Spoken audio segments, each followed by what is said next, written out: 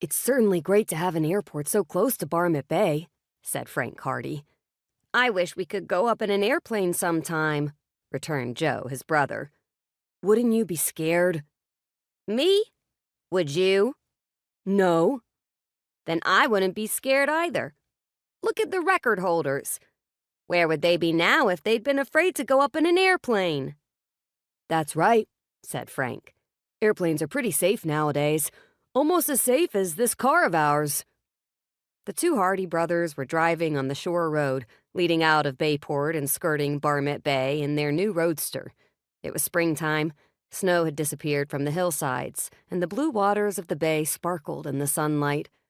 Their destination this afternoon was the new airport, a few miles out of the city. "I'm glad winter is over, even if we did have a lot of fun on Cabin Island," said Joe. "It won't be long now before we're through school."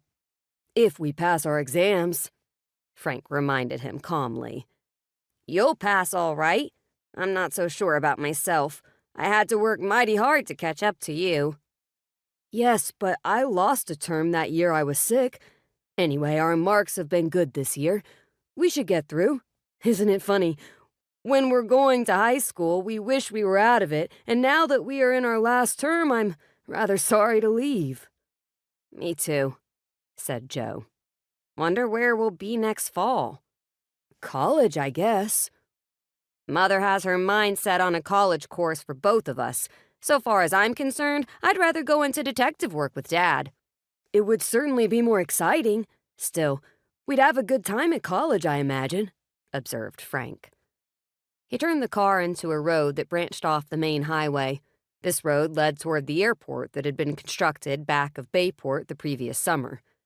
"Wonder why they built the airport so far out," Joe said. "They have to have plenty of ground.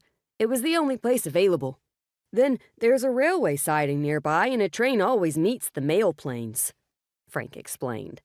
"Dad was telling me all about it the other evening. They use the port for commercial flying, too, and I hear they do a lot of business and hope to do more." "An airmail pilot must have lots of nerve. It's marvelous that they nearly always bring the mail through on time, and lots faster than trains. I wish we knew one of the pilots. He might take us up for a flight." "Chet Morton and the rest of the fellows would be green with envy," rejoined Frank.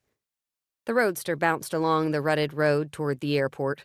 A signpost nearby conveyed the information that the flying field was 3 miles away. A little later, as the car came over the brow of a hill, the Hardy boys could see the great flat field lying in the valley below. In front of a hangar, they could see a plane with silver wings. "Chances are we'll both have a plane of our own in about 10 years, Joe said. "Everybody will be flying then, and think nothing of it." Frank applied the brakes as the roadster descended the steep grade. In a few minutes, they had reached the foot of the hill. The car raced along the level road toward the airport.